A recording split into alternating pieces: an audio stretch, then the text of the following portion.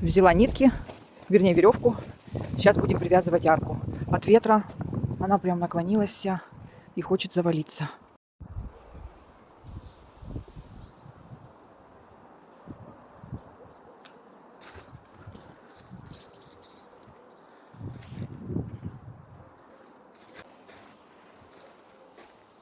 Совушка моя сидит.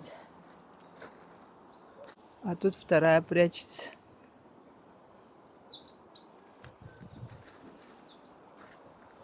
Уже прилетели синички. Зима скоро.